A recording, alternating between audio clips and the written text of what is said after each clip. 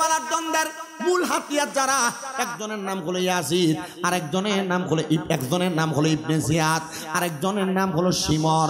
এই দুইজন ব্যক্তি আমার নবীর কলিজার টুকরা দুইজন নাতির গলা মুবারকের মধ্যে তরবারি চালিয়েছে।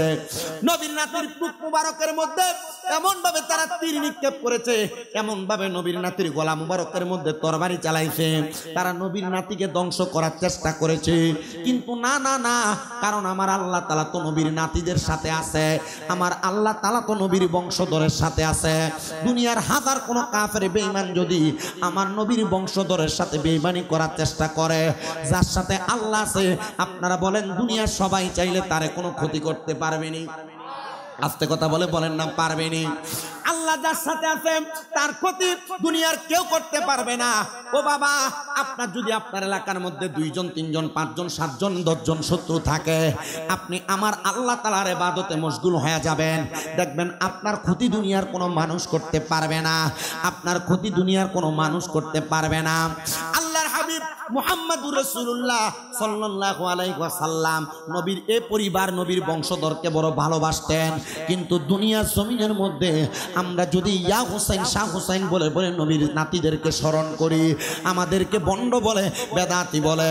কিন্তু আমরা আল্লাহ তাআলার কাছে একটা ফরিয়াদ জানাই, গো আল্লাহ, মানুষ আমাদেরকে বন্ড বেদাতি খারাপ বলুক না কেন, আমরা বিশ্বাস করি আল হাসানু ওয়াল হুসাইনু সাইয়্যিদা শাবাবি আহলিল জান্নাহ।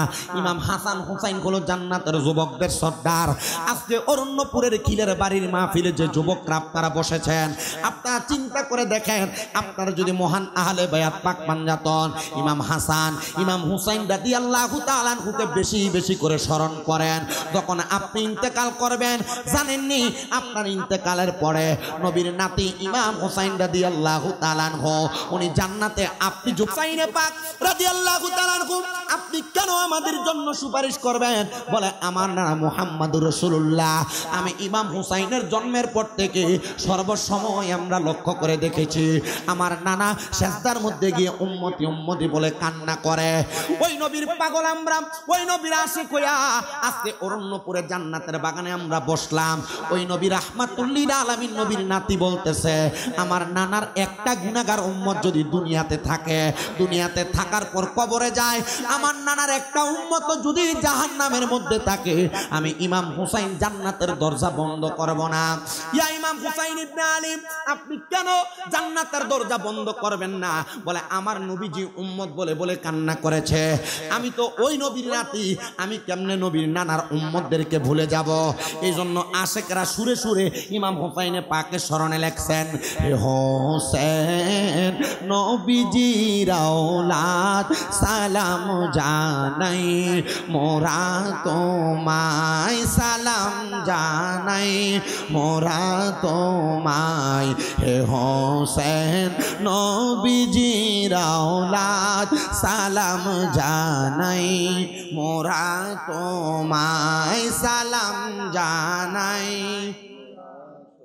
জানি না কেমন করে ছিলেন নবী সোনার মদিনায়, জানি না কেমন করে ছিলেন নবী সোনার মদিনায়, যে সময় দুষ্ট শিমর হুসাইনের গলায় তলোয়ার চালাই, হে হোসেন নবীজির আওলাদ সালাম জানাই, মোরা তোমায় সালাম জানাই, মোরা যে গলায় চুমু খেতেন আল্লাহর হাবিব নবী মুস্তাফায়, যে গলায় চুমু খেতেন আল্লাহর হাবিব নবী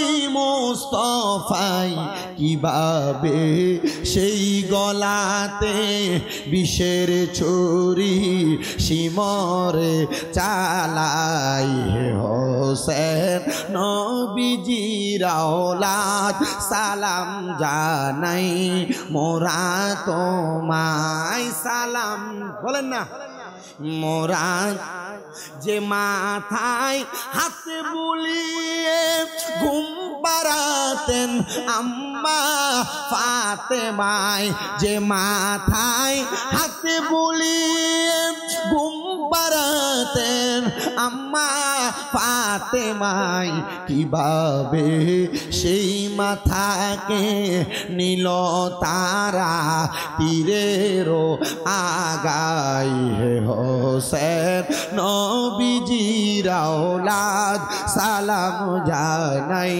মোরা তোমায় আল্লাহুম্মা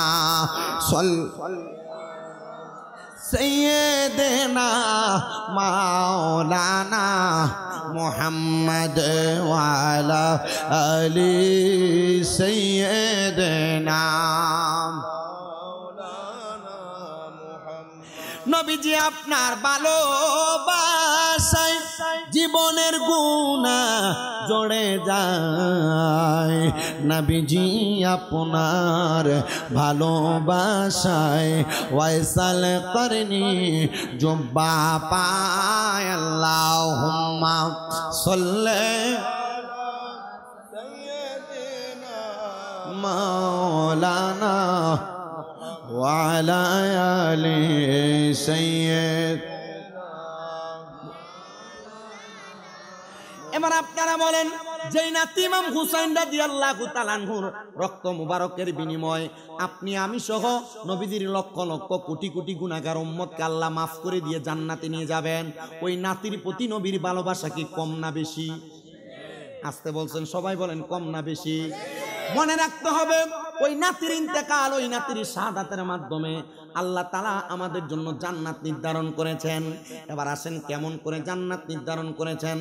আমার নবীজির হাদিসে মুবারাকা মুসনাদে আহমদ এবং তিরমিজি শরীফের মধ্যে হাদিসটা বড় সুন্দর করে নোট করা।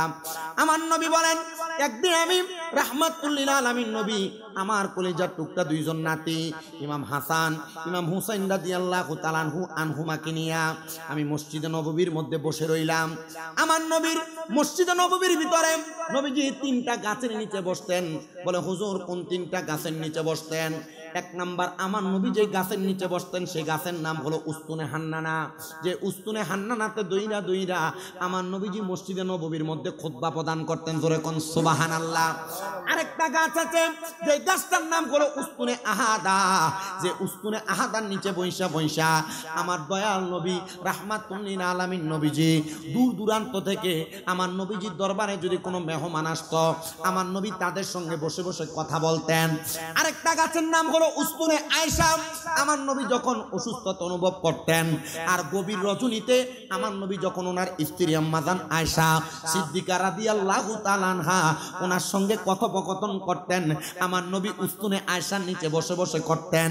যারা মদিনায় গিয়েছেন, মদিনা শরীফের মধ্যে একটা জায়গা আছে নবীর রওজার পাশে, যে জায়গাটার নাম হলো রিয়াজুল জান্নাহ।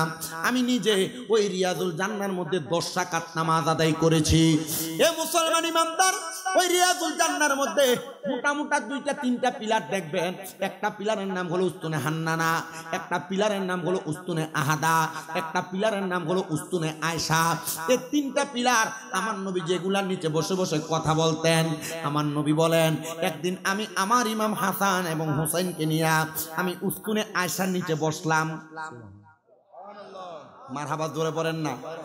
আমার নবী বলেন, আমি উস্তুনে আয়েশার নিচে বসলাম। বসার সাথে সাথে আল্লাহ তাআলার ফেরেশতা হযরতে জিবরাইল আলাইহিস সালাতু ওয়াস সালাম আমি নবীর সম্মুখে হাজির হয়ে গেছে। এমন একটা সুরত নিয়ে হযরতে জিবরাইল আমার সামনে আগমন করলেন। আমি তাকে দেখলাম হযরতে জিবরাইলের গায়ের মধ্যে ছিঁড়া একটা জামা দেখা যায়, অথবা কোন বর্ণনাকারী বলেন হযরতে জিবরাইল আমিনের গায়ে খেজুর পাতার একটা পোশাক গায়ে দেওয়া, যে পোশাকটা একটু ছিঁড়া ছিঁড়া দেখা যায়। আমার নবী বলেন, ইয়া কি জিবরাইল, হে ভাই জিবরাইল, আপনার শরীরের মধ্যে কেন এমন একটা জামা দেখা যায়? আমার নবীজির সামনে এসে জিবরাইল ফেরেশতা মুআল্লিমুল মালায়েকা বলে, ইয়া রাসূলুল্লাহ, ইয়া হাবিবাল্লাহ, নবী গো, আমার শরীরের মধ্যে যে জামা আপনি দেখতেছেন, আজকে যে আপনি নবীজি বদরের নামাজ আদায় করেছেন, সালাম ফিরানোর পরে আপনি তাকে দেখছেন নি গো নবী? আপনি নবীর কলিজার টুকরা সাহাবী হযরতে আবু বকর সিদ্দিক রাদিয়াল্লাহু তাআলা আনহুর শরীর মুবারকের মধ্যে একটা ছিঁড়া জামা ছিল, যেটা সেলাই করার মতো কোনো সুই তার কাছে ছিল না। আমার নবী বলেন, হ্যাঁ, আমি নবী সালাম ফিরানোর পরে সিদ্দিক আকবরের দিকে তাকায় দেখলাম ওনার জামাটা ছেঁড়া। বলে, আমার আল্লাহ তাআলা আবু বকরের ছেঁড়া জামাটার কারণে আমি ফেরেশতার শরীরের মধ্যে পর্যন্ত এমন একটা ছেঁড়া জামা দিয়া যেন সিদ্দিক আকবর কষ্ট না পায়, আমি ফেরেশতারে দিয়ে এটার একটা সুন্দর ঐশ্বর্য দেখায় দিছে। হে জিবরাইল, আপনি কেন আমার সামনে আগমন করলেন? জিবরাইল ফেরেশতা ডাক দিয়ে বলেন, হে দুনিয়ার মানুষ, শুনে রাখো, আমি আগমন করার কারণ একটা না দুইটা না, আমি আগমন করার কারণ অনেকগুলা।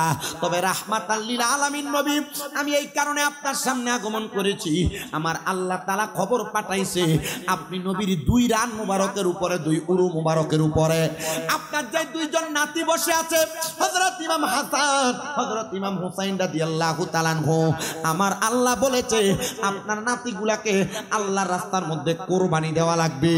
আমার নবী কান্দে আর ডাক দিয়ে কয়, এ জিবরাইল, আমার আল্লাহর কাছে খবর দে জিবরাইল, আমি রাহমাতুল লিল আলামিন নবী, আমার এই দুইটা নাতিরে বড় ভালোবাসি, আমি রাহমাতুল লিল আলামিন, আমার এই দুইটা নাতিরে বড় মোহাব্বত করি।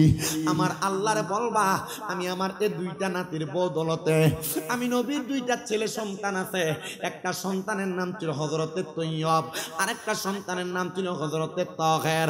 আমার আল্লাহরে বলবানি, আমার আল্লাহ যেন এই দুইটা নাতিরে না নিয়া আমি নবীর দুইটা সন্তানকে নিয়ে যায়। ইয়া রাসূলুল্লাহ, আপনি কি আপনার ছেলেদেরকে ভালোবাসেন না, মোহাব্বত করেন না? আমার নবী বলেন, অবশ্যই সব মা বাবা তাদের সন্তানদেরকে মোহাব্বত করে, আমি নবীও মোহাব্বত করি রে ফেরেশতা, জানিয়ে দাও আমার আল্লাহ তাআলা আমার নাতিদের বিনিময়ে আমার লক্ষ লক্ষ উম্মতরে জান্নাতি বানাইবো, কিন্তু আমার এই সন্তানগুলার বিনিময় তো আল্লাহ করবে না। নিতে কও রে, নিতে কও, আমি আমার সন্তানের জ্বালা সহ্য করতে পারবো, কিন্তু আমার হুসাইনের জ্বালা সহ্য করতে পারবো না।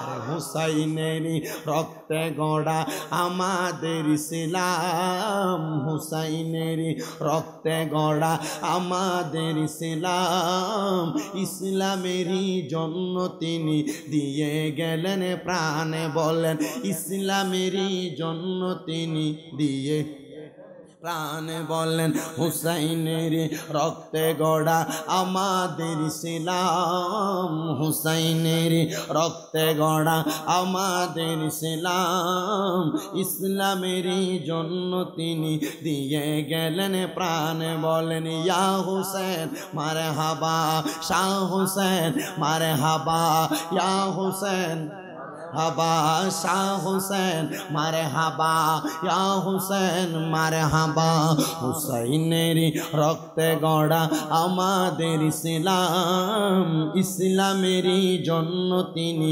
দিয়ে গেলেন প্রাণ, বলেন ইসলামেরই দিয়ে গেলেন প্রাণ। আল্লাহ তাআলা হযরত জিবরাইলের কাছে আমার নবীজির খবরটা পাইয়া নবীজির কলিজার টুকরা দুইটা সন্তানকে আমার আল্লাহ তাআলা উঠে নিয়ে গেলেন। এবার অল্প কিছুদিন পরে আমার আল্লাহ তাআলা আবার ফেরেশতা জিবরাইলকে আমার নবীর কাছে পাঠাইলেন। জিবরাইল ফেরেশতা আমার নবীর কাছে এসে ডাক দিয়ে বলে, ইয়া রাসূলুল্লাহ, ইয়া হাবিবাল্লাহ নবী, আমার আল্লাহ বলছে আপনার দুইটা সন্তানকে আপনি দিয়ে দিয়েছেন, কিন্তু আপনার এই দুইজন নাতির মধ্য থেকে একজন নাতিকে ওই সুহাদায়ে কারবালার ময়দানে তারা দুষ্ট ইয়াজিদ শিমরের দলেরা মাথায় পাগড়ি লাগায়া, শরীরে পাঞ্জাবি লাগায়া আপনার নাতির গলা মুবারকে ছুরি চালাইব। এ আমার যুবক ভাই, এ অরণ্যপুরের কিলার বাড়ি জান্নাতের বাগান মাহফিলের আমার মুরব্বী বাবা, মুসল্লি বাবারা, ইয়াজিদের মতো ব্যক্তি শরীরে পাঞ্জাবি লাগায়া, মাথায় পাগড়ি লাগায়া নবীর নাতির গলা মুবারকের মধ্যে ছুরি চালাইছে। এরা এজিদ বিদায়, এরা নবীর নাতির গলা মুবারকে ছুরি চালাইছে। বর্তমান বর্তমান সমাজে এমন কিছু দাড়িওয়ালা টুপিওয়ালা পাগড়িওয়ালা দেখা যায় যারা আমার নবীর মিলাদকে আমরা বেদাত বলে, আমার নবীর সালাতু সালাম রে বেদাত বলে, আমার নবীর নূরকে অস্বীকার করে। আবার পূজা মণ্ডপের মধ্যে যাইয়া হিন্দুদের পূজার মধ্যে যায় তারা কীর্তন বলে, পূজা মণ্ডপের মধ্যে যাইয়া হিন্দুদের পূজা মণ্ডপের মধ্যে তাদের প্রশ্ন কত সুন্দর করে কি জানি কয় এটারে প্রসাদ খায়। এবার আপনারা বলেন যে মৌলবীরা নবীর নাতির গলা মুবারককে ছুরি চালাইছিল আর বর্তমান যুগে যে মৌলবীরা পূজা মণ্ডপে যায় এদের মাঝে আর এদিক বাহিনীর মাঝে কোনো পার্থক্য? এরা বলতেছে পূজা রোজা নাকি সমান। আমার বুঝে আসে না শ্রোতা কেন জুতা দিয়ে তারা দৃষ্টিতে ফিটায় না। কারণ নবীর নাতির গলা মুবারককে যে এদিক বাহিনী ছুরি চালাইছে এদের শরীরে পাঞ্জাবি ছিল, মাথায় টুপি আর পাগড়ি ছিল। আর বর্তমান জামানায় যে মৌলবীরা কয় পূজা রোজা বাই বাই, হিন্দু মুসলিম বাই বাই, এরা জানে না আল মুসলিম আখুল মুসলিমিন, মুসলমান মুসলমান বাই বাই। আর এরা মানুষকে টুপি পাঞ্জাবি লাগাইয়া মানুষকে বোঝাইতেছে যে হিন্দু মুসলিম বাই বাই। না না না, বিদুর্মীরা আমাদের বাই হতে পারে না। তারা তাদের ধর্ম পালন করবে, আমরা আমাদের ধর্ম পালন করব। কিন্তু আমরা মুসলমান হইয়া যদি মূর্তি পূজা করতে যাই, মূর্তি পূজার মধ্যে যায় তাদেরকে শুভেচ্ছা জানাইতে যায়, তো আমি কেমন মুসলমান? ইসলাম ধর্ম মূর্তি পূজাকে সাপোর্ট করে না, এটা হারাম মনে করে। এই জন্য আপনাদের সবার কাছে বলতে চাই যে মৌলবী সাহেবরা ইসলাম ধর্মটারে পুঁজি বানায়া আপনাদের কাছে আইসা তারা সুন্দর করে বলতেছে আমরা ইসলাম নিয়ে কাজ করব।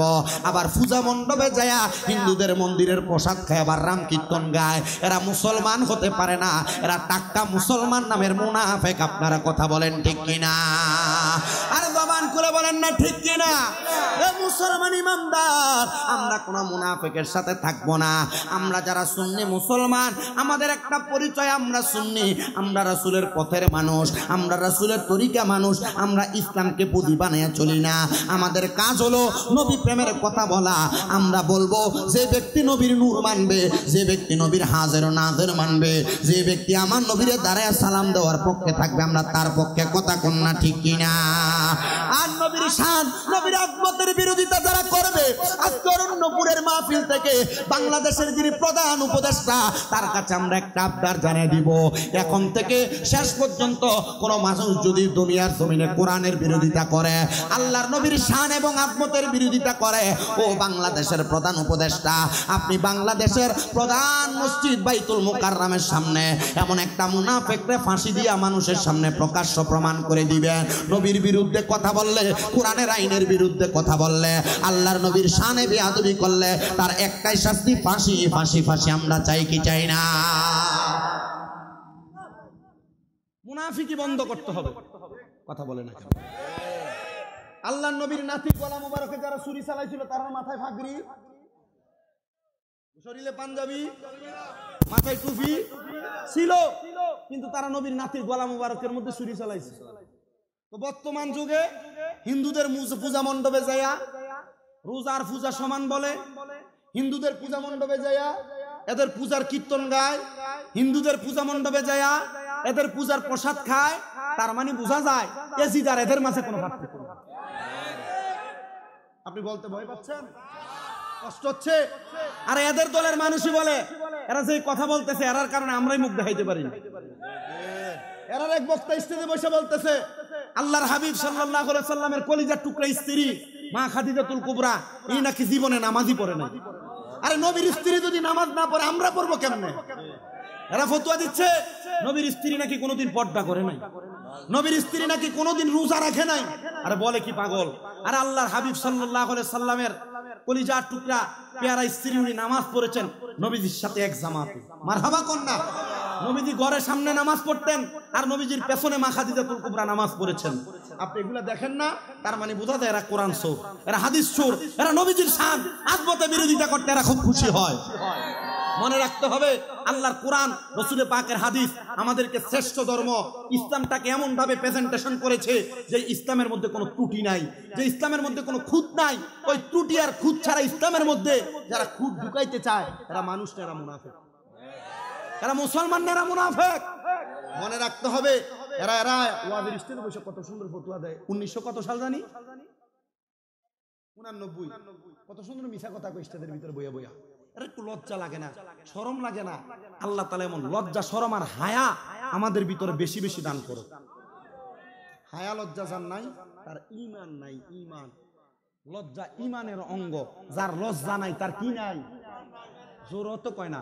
যার লজ্জা নাই তার ঈমান নাই। আল হায়াউ শুবাতুম মিনাল ঈমান, লজ্জা ঈমানের অঙ্গ। তো লজ্জাই নাই যার, ঈমানও নাই তার, যার ঈমান নাই তার সাথে আমরা চলা ফেরা উড়া বসা কোনো কিছু হইতে পারে? আল্লামা রিজভী সাহেব হুজুর কেবলা কইছিল, লা তুসাল্লি লা তুওয়াক্কি লা তুনিকাহি, এর পিছনে নামাজ পড়া যাবে না, এর কাছে মাইয়া বিয়া দেওয়া যাবে না। তা আপনি দিয়ে এগুলোর লোকে কত সুন্দর বইয়া বইয়া চা খান, এক কাপ চায়ের কাছে বিক্রি হয়ে যান আপনি। আল্লাহ আমাদেরকে বোঝার তৌফিক দান করুন। এত আস্তে আমিন কোন আর জোরে কোন আমিন। সবাই দুরূদ শরীফ পড়েন। আল্লাহুম্মা সাল্লি দেনা মুহাম্মাদ নবী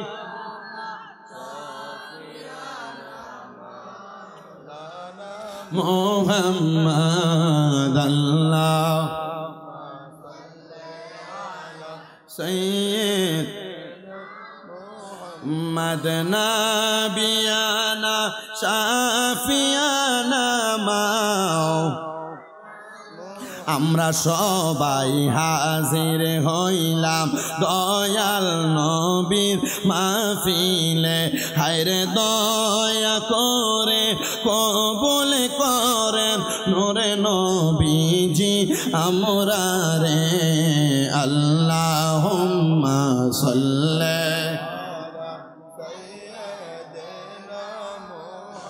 মাদনা বি আশাফি মাও। আমার মুসলমান ইমানদারেরা, আল্লাহর হাবিব সাল্লাল্লাহু আলাইহি ওয়াসাল্লামের কাছে যখন আমার আল্লাহ তাআলা খবর পাঠাইলেন আপনার নাতির গলা মুবারকের মধ্যে ছুরি চালানো হবে, ইয়া রাসূলুল্লাহ আপনি অনুমতি দেন, আপনি কি বলেন? আল্লাহর হাবিব তখন ডাক দিয়ে বলতেছে, গো আমার জিবরাইল ফেরেশতা, আল্লাহর কাছে বলবানি আমার আল্লাহ তাআলা যেন আমার এই দুইটা নাতিরে শাহাদাত না করে। এবার জিবরাইল বলে, ইয়া রাসূলুল্লাহ আপনার নাতি কারবালার ময়দানের মধ্যে শাহাদাত হওয়ার কারণে আপনার নাতির গলা মুবারক দিয়ে যত ফোঁটা রক্ত মাটির মধ্যে পড়বে, আপনার নাতির শাহাদাতের প্রত্যেক ফোঁটা রক্ত মুবারকের বিনিময় আমার আল্লাহ তাআলা ইমাম হুসাইনে পাকের প্রত্যেক ফোঁটা রক্ত মুবারকের বিনিময় আপনার লক্ষ লক্ষ কোটি কোটি গুনাহগার উম্মতরে মাফ করে দিবে। আল্লাহর নবী বলেন আলহামদুলিল্লাহ। নবী নাতির এত ভালোবাসেন, মোহাব্বত করেন, উম্মতের কথা বলার কারণে আপনি বললেন আলহামদুলিল্লাহ। আমার নবী বলেন, না রে না, আমি নবী ঘোষণা করলাম শাফাআতি লি আহলিল কাবাইরি মিন উম্মতি, আমার উম্মতের মধ্যে কবিরা গুনাহ করনেওয়ালা উম্মত যেটা আমি নবী সেটার জন্য সুপারিশ করব। ইয়া রাসূলুল্লাহ, ও মায়ার নবী, আমার আল্লাহ তাআলা খবর পাঠাইছে আপনার কলিজা টুকরা নাতি ইমাম হুসাইন যখন শাহাদাত বরণ করবে, আল্লাহ তাআলা হুসাইনে পাককে জীবনের শেষ নামাজ আদায় করার একটা সুযোগ দিবে, 2 রাকাত নামাজ। মারহাবা বলেন না? ওই 2 রাকাত নামাজ অন্য কোনো ওয়াক্তের নামাজ না, ওই নামাজটা হলো আসরের নামাজ। কয় রাকাত? আসরের নামাজ কি আসলে 2 রাকাত? কয় রাকাত? ইমাম হুসাইন আপনি কেন 2 রাকাত পড়লেন? কারণ ইমাম হুসাইনের বাড়ি মদিনায়, উনি গেছেন কুফায়, মুসাফির হয়ে যাওয়ার কারণে ফরজ নামাজ 4 রাকাত কইরা কইরা, যে ফরজ নামাজ এই 4 রাকাত নামাজকে কসর আদায় করা লাগে যারা মুসাফির, 2 রাকাত করে। ধরেন আপনি কুমিল্লা থেকে ঢাকা গিয়েছেন, ঢাকা যাওয়ার কারণে আপনি মুসাফির, কি কথা কন না, কি রওনা দিয়েছেন ফজরের পরে, যায়া সেখানে যোহরের নামাজ পড়বেন 4 রাকাত না, কত? মুসাফির হওয়ার কারণে আপনি আসরের নামাজ পড়বেন 2 রাকাত, মাগরিবের নামাজ 3 রাকাত ফরজি পড়বেন, এশারের নামাজও পড়বেন আপনি 2 রাকাত। ও মুসলমান ইমানদার, এ নবীর উম্মতের দল, এই ফরজ নামাজগুলো আপনার জন্য ক্ষমা করা হয়েছে কসরের নামাজ হিসেবে। এই মাসালাটা একটু জানা রাখবেন, যারা মুসাফির তাদের জন্য এই মাসালাটা বড় সুন্দর, যারা সফরে যাবেন এই মাসালা বড় সুন্দর, আপনার জন্য ফরজ নামাজকে মওকুফ করা হয়েছে। আবার যদি কেউ রোজা রাখেন, এমন মুসাফির হয়ে আছেন, দূরে যাচ্ছেন 200-300 কিলোমিটার দূরে, রোজা রাখতেও যদি কষ্ট হয়, আল্লাহর নবী বলেন মুসাফিরের জন্য তখন সফর অবস্থায় রোজা মাফ আছে। তবে মুসাফির যখন মুসাফিরি শেষ করে বাড়িতে আসবে তখন সে রোজা আদায় করা লাগবে। এগুলা হলো মাসালা, এগুলা যাই না নিবেন, বুঝা নিবেন। আমরা যখন কুমিল্লা আলিয়া মাদ্রাসায় আলিমে পড়ি, ইন্টার ফার্স্ট ইয়ারে পড়ি, তখন আমাদেরকে সুন্দর একটা কিতাব, যে কিতাবের নাম শরহে বেকায়া।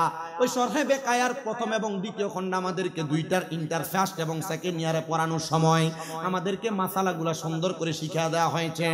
আবার যখন হাদিস শরীফ পড়ার জন্য আমরা যখন ফাজিল ক্লাসে উঠলাম, তিরমিজি শরীফ যখন আমাদেরকে পড়ায়, তখন আমাদেরকে সুন্দর করে মাসালাগুলা আল্লাহ নবীর হাদিস থেকে বোঝাইছেন।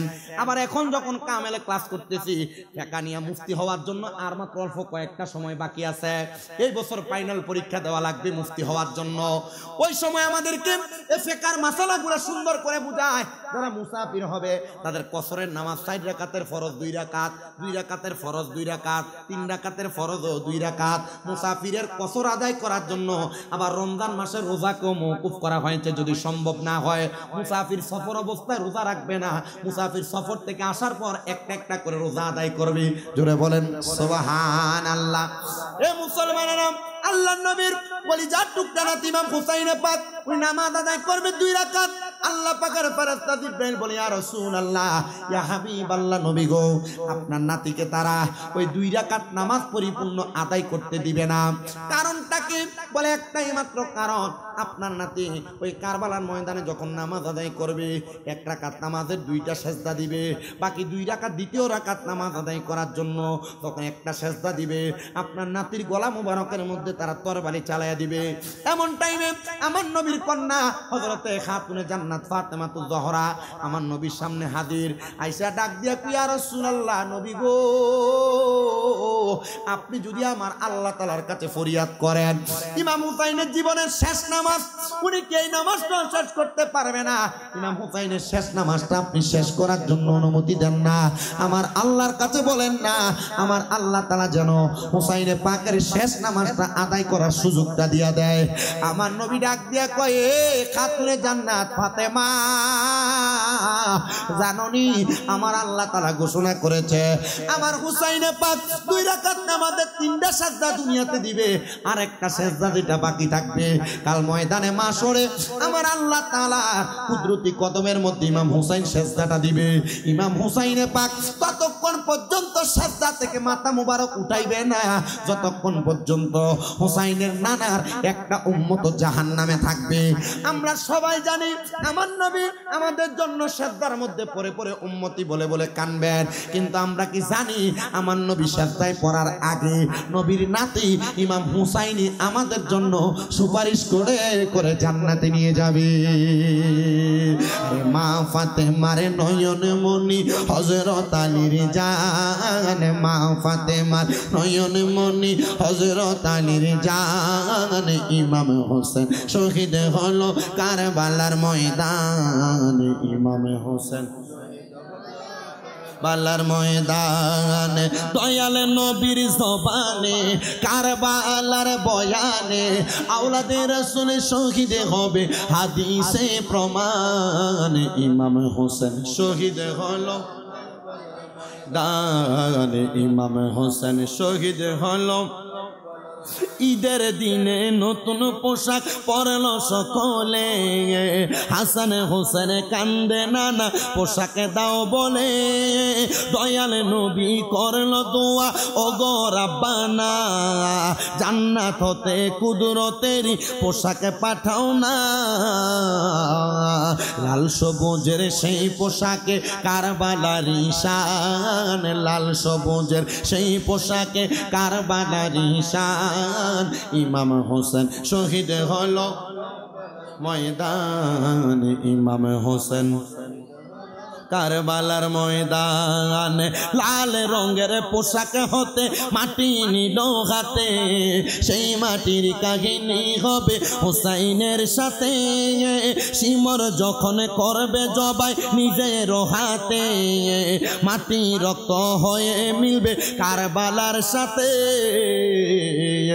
কারবালার হুসাইনের শাহাদাত ইলমে গায়েবের প্রমাণ, হুসাইনের শাহাদাত ইলমে গায়েবের প্রমাণ, ইমাম হোসেন শহীদ হলো কারবালার ময়দানে, ইমাম হোসেন শহীদ হলো নবীর আওলাদে নূহের কিস্তি নবীজির বয়ান আবু যর গিফারির হাদিসে প্রমাণ জীবনে দিবে ঈমান পাবে সুন্নিদের পথে জান্নাতে তোর জায়গা হবে হুসাইনের সাথে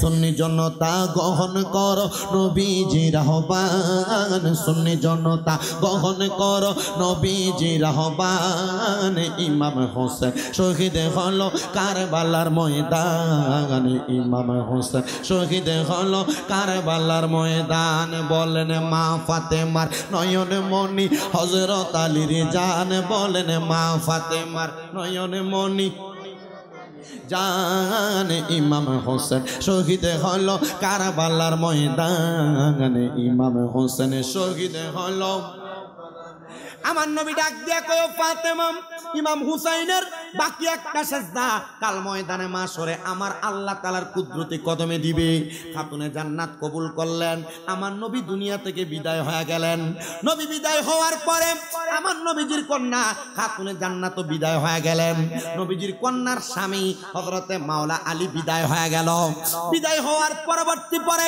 আমার নবীজির নাতিদেরকে একটা একটা করে ওই আদিদের দলেরা 1250 চিঠি দিয়া পাঠাইছে মনে রাখবেন যারা মুনাফিক যারা বেঈমান যারা মুনাফিক যারা বেঈমান মানুষের সাথে গাদ্দারি করে তাদের মুখের ভাষা বড় সুন্দর মিডা মিডা কথা বইলা আপনার সঙ্গে মুনাফিকি করবে মিডা মিডা কথা বইলা আপনার সাথে বেঈমানি করবে স্বাভাবিক বুঝেন আপনার কাছ থেকে কেউ যখন 10 টাকা 20 টাকা 50 100 টাকা হাওলাত নেবে ভাই সাহেব ইয়া খুব বিপদে পড়ে গেছে ভাই 100টা টাকা যদি দেন আজকে বাজার খরচাটা করতাম পরের দিন তার কাছে 500 টাকার নোট ও ভাই আমার কাছ থেকে তো 100টা টাকা নিয়েছিলেন একটু আল্লাহর রাস্তায় তাড়াতাড়ি দিলে ভালো হয় এই মিয়া নিচে একদিনও হয় নাই আপনার টাকা লয়ে কি ভাইগা যাই আপনার টাকা লয়ে কি পলায়া যাব আমি তো এই এলাকারই মানুষ দিবই তো একটু দেরি করেন না দোকান বাকি নিয়ে গেছে 500 টাকা ভাই ওই যে দোকান বাকিটা নিয়েছিলেন গত সপ্তাহ আরে কি আপনার টাকা নিয়ে ভাইগা যাচ্ছি নাকি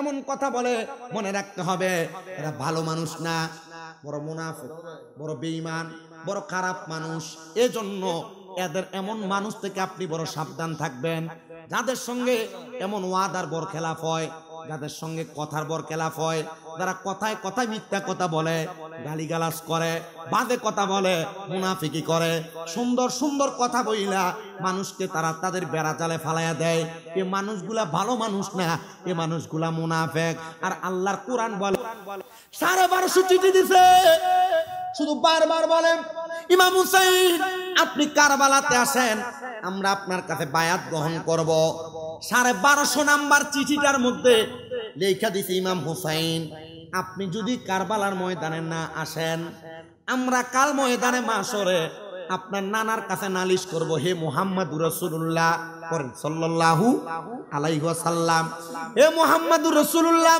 সাল্লাল্লাহু আলাইহি ওয়াসাল্লাম নবী আপনার নাতিকে আমরা বলছিলাম ওনার কাছে বায়াত নেওয়ার জন্য কিন্তু আপনার নাতি আমাদেরকে বায়াত করানোর জন্য আসে নাই আপনি যদি না আসেন আমরা রাহমাতাল লিল আলামিনের দরবারে আপনার ব্যাপারে নালিশ করব নবীর দরবারে নালিশ ইমাম হুসাইন বরদাস্ত করতে পারলেন না বলেন না আমার নানার কাছে যদি ঠিকই তারা বিচার দেয় আমি ইমাম হুসাইন নানার কাছে মুখ দেখাইতে পারবো না তাড়াতাড়ি চলো আমি ইমাম হুসাইনের কাছে ইমাম হুসাইন কারবালায় চলে যাই ইমাম হুসাইনের কারবালায় যাওয়ার আগে আর অনেক বড় বড় ঘটনা যে ঘটনাগুলো বললে ওয়াজ মাহফিল আজকে রাত্র সারাটা রাত্র সময় লাগবে আমি শেষ সময় যারা মুনাফিকি করে গাদ্দারি করে তাদের অবস্থাটা কেমন হয় ইয়াজিদের অবস্থাটা কেমন হয়েছিল ইমাম হুসাইনকে মারার পরে ইমাম হুসাইনকে শহীদ করার পর ইয়াজিদ কেমনে মরছিল আমি শুধু আপনাদেরকে সেই কথা বলে এখান থেকে বিদায় নিব তারপর আজকের মাহফিলে জিনারা প্রধান আকর্ষণ শায়রে আহলে সুন্নাহ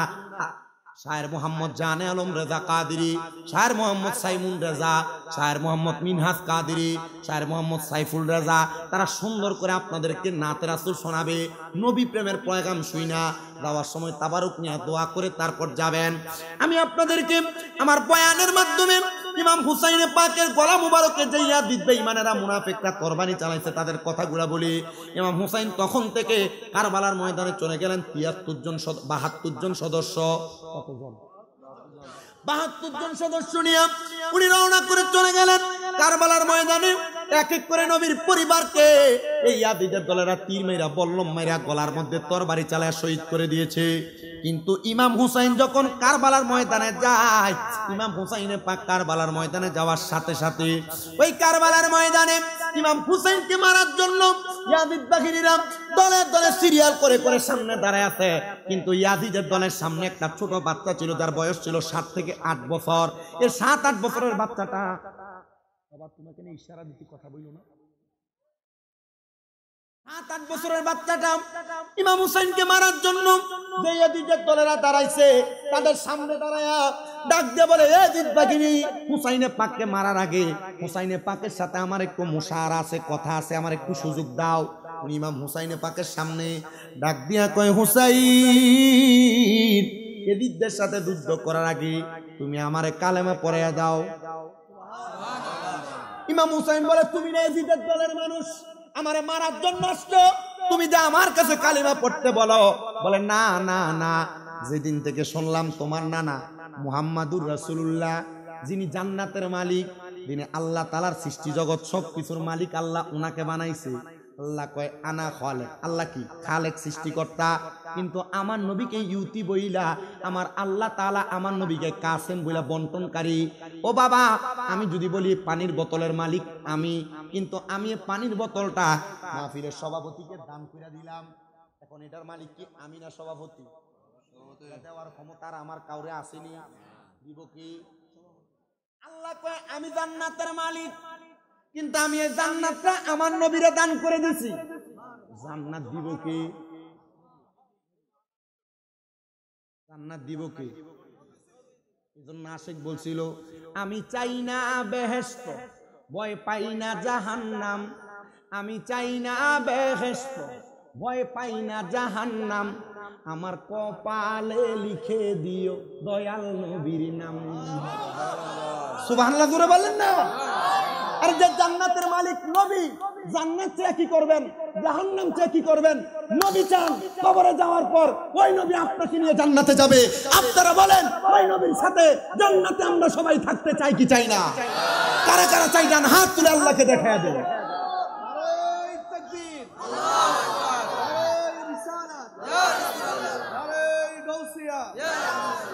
বলেন, আমি চাই না আমি চাই না বেহেশত, ভয় পাই না জাহান্নাম।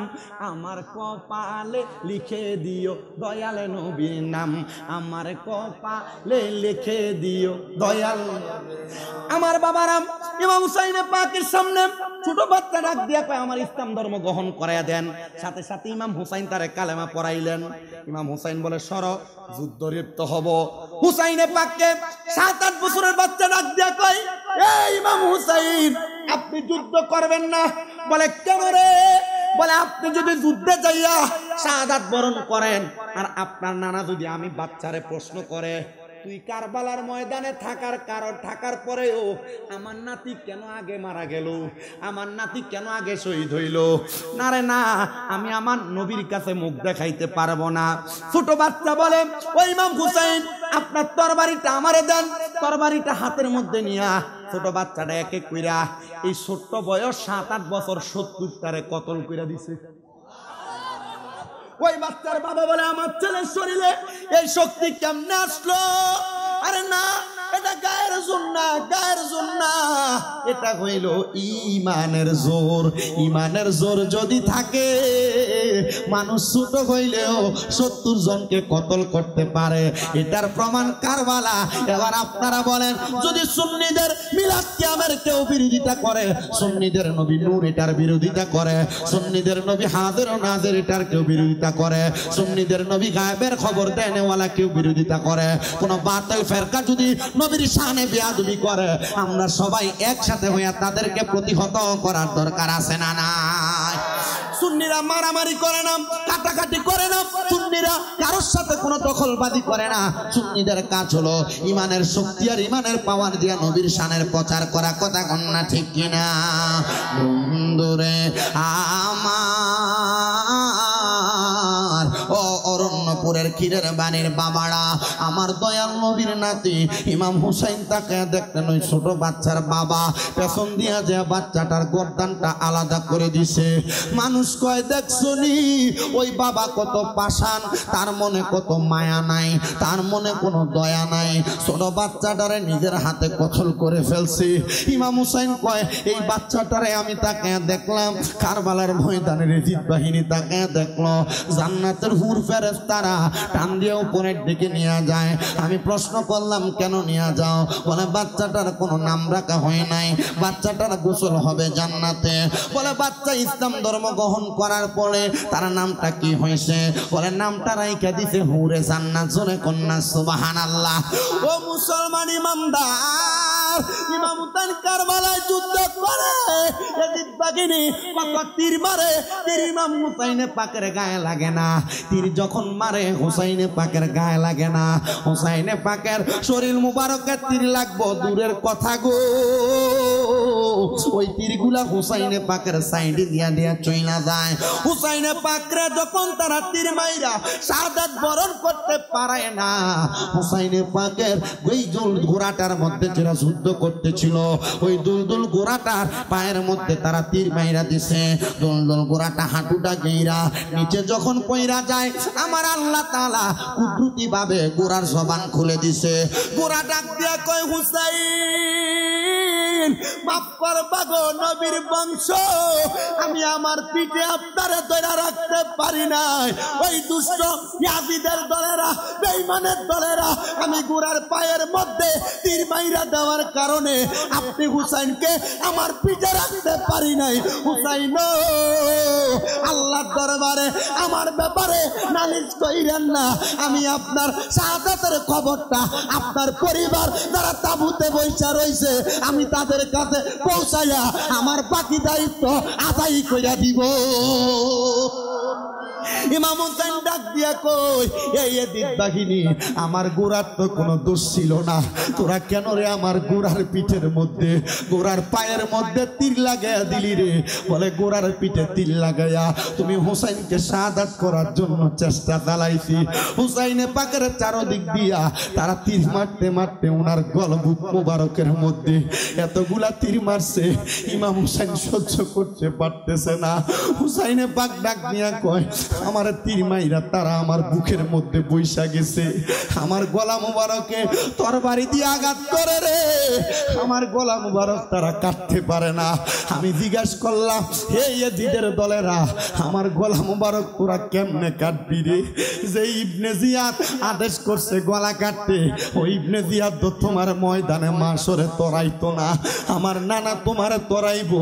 যে সিমর তুই আমার বুকে বইছ, এই বুকে আমার নবী সুমা দিছে, এই বুকটা আমার নবীর বুকের সাথে লাগছে কেন রে? এই বুকটার মধ্যে তোরা বইলি, আমার একটু সুযোগ দে রে, আমি আমার নানার আদেশ মোতাবেক 2 রাকাত নামাজ আমি শেষ করি। ইমাম হুসাইন বুকের মধ্যে তীরগুলা লইয়া রক্ত মাখা জামাটা লইয়া নামাজের মধ্যে দাঁড়াইয়া গেছে।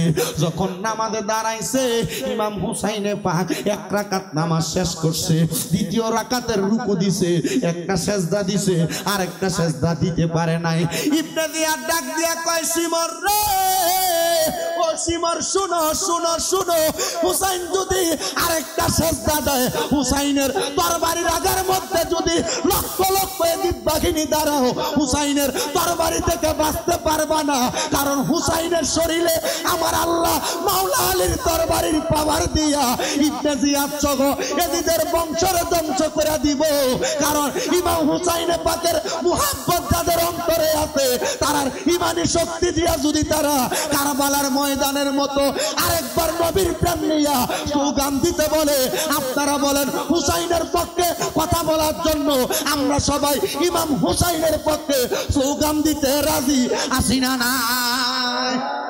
তাকবীর, আল্লাহু আকবার, নারে রিসালাত, ইয়া রাসূলুল্লাহ, নারে গাউসিয়া, ইয়া রাসূলুল্লাহ, আহলে সুন্নাত ওয়াল জামাত, জিন্দাবাদ জিন্দাবাদ, শুহাদায়ে কারবালা, হযরত মাওলানা কারি শামীম হোসেন রাজাল কাদরি সাহেব। দেখো হুসাইনে পাক রাদিয়াল্লাহু তাআলা আনহু বলে আমার তারা নামাজ আদায় করতে দেয় না, হুসাইনে পাক দ্বিতীয় সেজদা দিবে, হুসাইনে পাকের ঘাড় মুবারক বরাবর শিমর বৈশা গেছে, বৈশা ওনার গলা মুবারকের তরবারি চালাবে, তরবারি চালাবে শিমর স্তপ, শিমর হুসাইনে পাকের গর্দান মুবারক করে তরবারি দিয়ে গড়া দেহ থেকে আলাদা করছে, তীরের আগা দিয়ে ইমাম হুসাইনে পাকের ঠোঁট মুবারক এইভাবে খুসাইছে।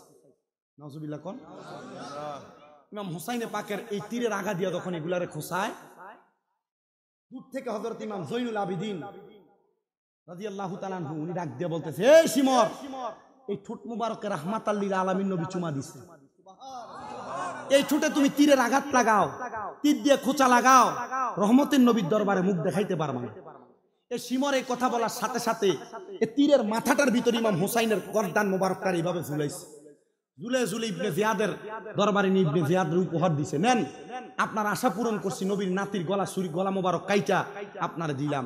ও বাবা, আচ্ছা নবীর নাতির গলা মুবারকে যারা ছুরি চালাইছে, এ চালানোর সময় এ শিমর ইবনে জিয়াদ বলতেছে, তাড়াতাড়ি নবীর নাতির গলা ছুরি চালাও, আসরের নামাজ কাজা হইয়া যায়। আচ্ছা কোন তো, যেই নানার কারণে ইসলাম ধর্ম পাইলা, যেই নাতির নানার কারণে নামাজ পাইলা, যেই নাতির নানা আল্লাহর দরবারে মেরাজে না গেলে নামাজও পাইতা না, ওই নাতির গলায় ছুরি চালাইয়া নামাজ পড়লে কাম হইব? আল্লাহর দোহাই উত্তর দেন, কাম হইব? ছুরি চালাইয়া ইবনে জিয়াদ কত সুন্দর করে ইমাম হুসাইনের গর্দান মুবারক মাথায় হাতে তরবারিতে লইয়া লইয়া ঘুরছে, তীরের মাথায় লইয়া লইয়া ঘুরছে। আচ্ছা এই লোকগুলা যে নবীর নাতিরে আঘাত দিল, এরা কেমনে মরলো? মনটা আপনার জানতে ইচ্ছা করেন, এরা কেমনে গেল? ইবনে জিয়াদ এবং শিমর দুইটা লোক। ইবনে জিয়াদ ছিল একটা নারী লোভী ব্যক্তি। কি লোভী? নারী লোভী ব্যক্তি। ইবনে জিয়াদ ওই কুফা নগরীর একটা সুন্দরী মহিলার বড় ভালোবাসতো। এই সুন্দরী মহিলা এই ইবনে জিয়াদরে কখনো ঠাট্টা দেয় না, কিন্তু যখন ওই মহিলা খবর পাইছে ইবনে জিয়াদ নবীর নাতির গলা মুবারকে ছুরি চালাইছে, ওই মহিলা যায়া ইবনে জিয়াদ রে কই, ইবনে জিয়াদ তুমি যে আমারে মোহাব্বত করো, ভালোবাসো, আমি খবর পাইছি। ইবনে জিয়াদ আমার মনটা চায় তোমার সাথে একটা রাত্র কাটাইতে। ইবনে জিয়াদ খুশি হয়ে গেছে যে মহিলারে লক্ষ টাকা, কোটি দিরহাম, 100, 150, 500 উট দিয়া আমার ভালোবাসায় রাজি করাইতে পারি নাই, এই মহিলা আজকে রাজি হয়ে গেছে।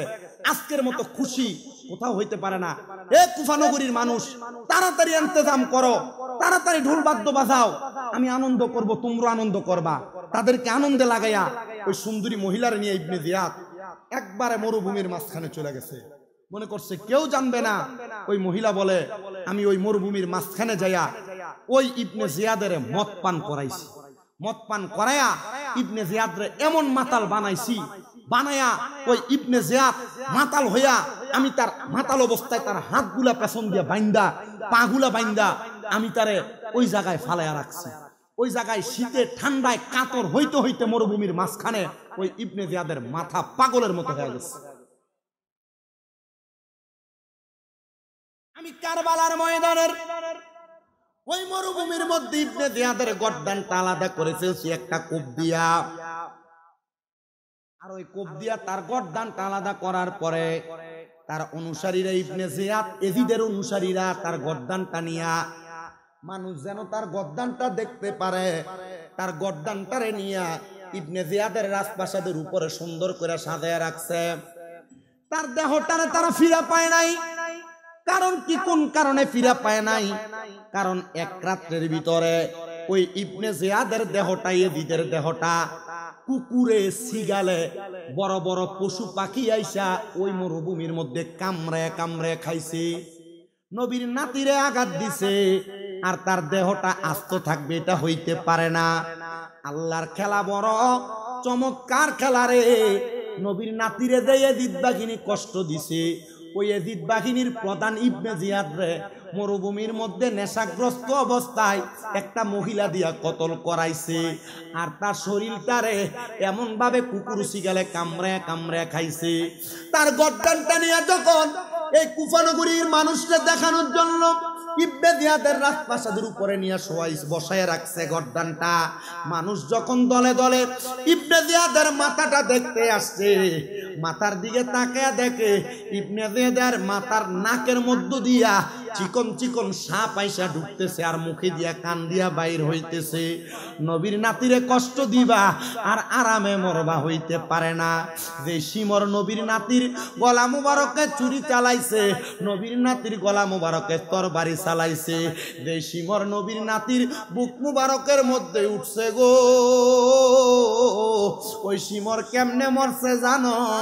ওই শিমর ওই রাত্রে নেশা করতে করতে, মদ পান করতে করতে বড় নেশাগ্রস্ত, বাথরুমের ভিতরে গেছে প্রস্রাব পায়খানার কাজ সারার জন্য।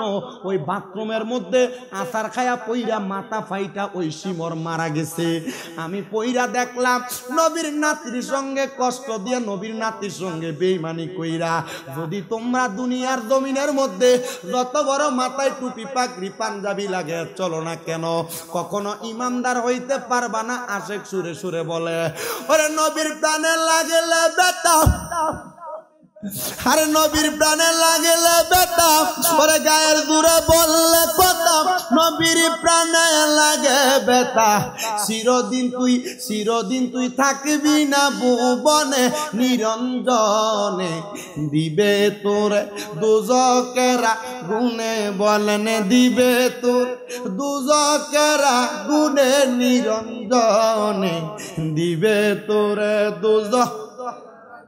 তোমার বয়স যখন পড়বে বাটি, সঙ্গী হবে বাঁশের লাঠি, কিছু কিছু কম শুনবি তুই কানে, হাই রে কিছু কিছু কম শুনবি তুই কানে।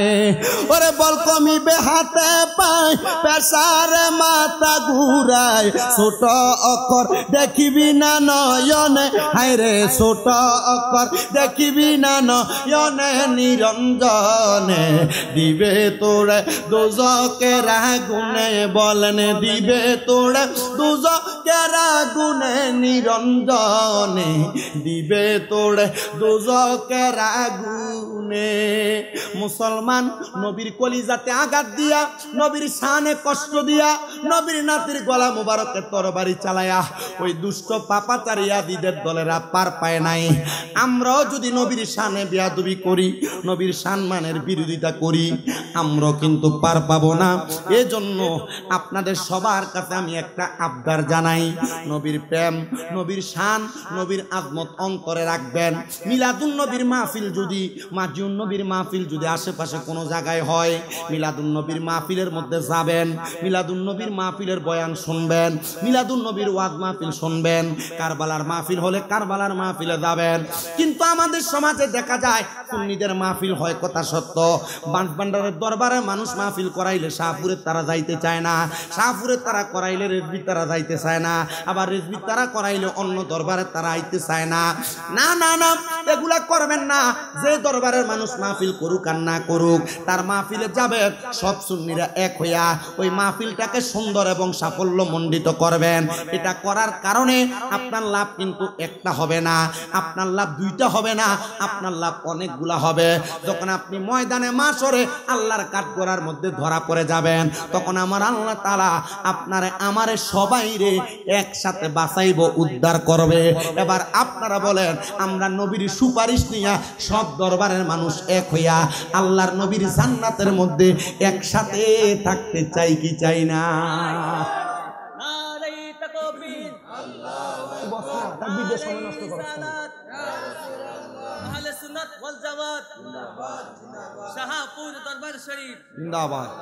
আলহামদুলিল্লাহ। পরে তাহলে আমাদের কাজ দরবারে দরবারে ভাগাভাগি করা না, দরবারে দরবারে ভাগাভাগি করবেন, ভাগাভাগি করেন না। যেই দরবারের মানুষই মাহফিল করাক, একসাথে হয়ে মাহফিলে যাবেন। যাবেন না? যাবেন না? একসাথে যাবেন, এই মাহফিল সুন্দর করবেন। কিন্তু যারা এই দরবারের মাহফিলগুলোর বিরোধী, এদের থেকে দূরে থাকবেন। আপনার ভাই, আপনার বাপ, আপনার কাছের মানুষ, বন্ধু, এদের সাথে চলা যাবে? চলেন না। বলে কারণ কি? আপনি আমারে হিংসা শিখাইতেছেন? না, হিংসা শিখাচ্ছি না।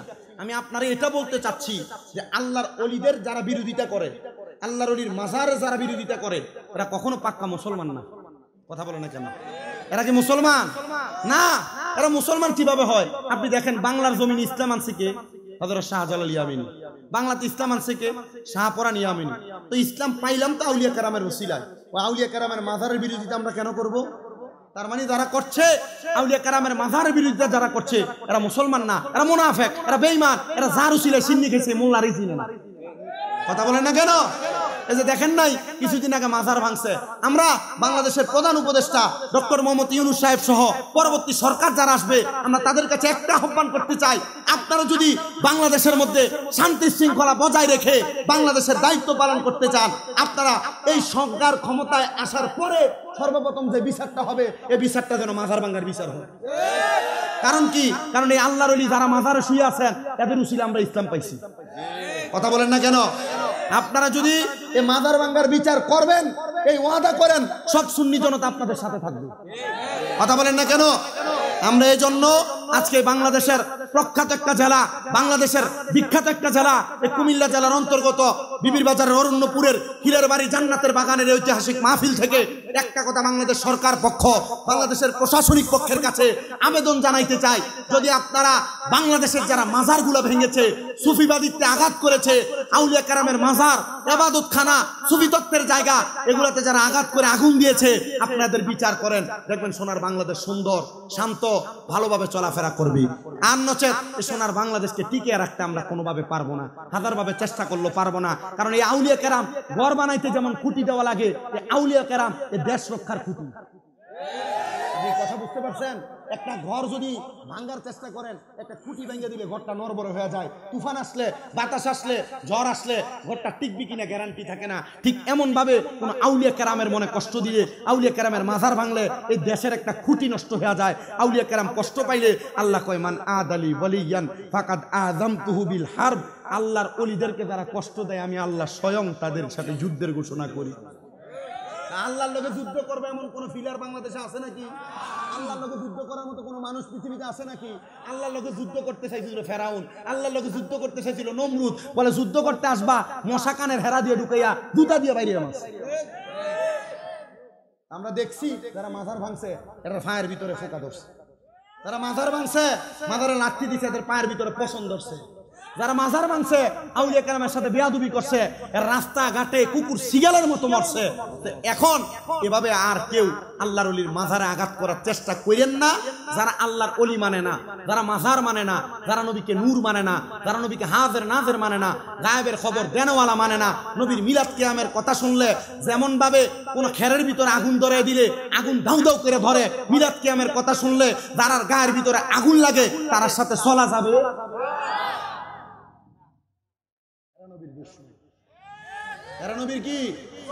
আল্লাহ আমাদেরকে বোঝার তৌফিক দান করুন, পড়েন আমিন। মুহাব্বতের আওয়াজে বলেন না আমিন। আরো কয়েকটা কথা বলে দেই, তরিকত যারা গ্রহণ করেছেন আর যারা করেন নাই, মুরিদ হয়েছেন কেডা কেডা, শাহপুর, মাইজভান্ডার, ফানুয়া, যেই দরবারের হন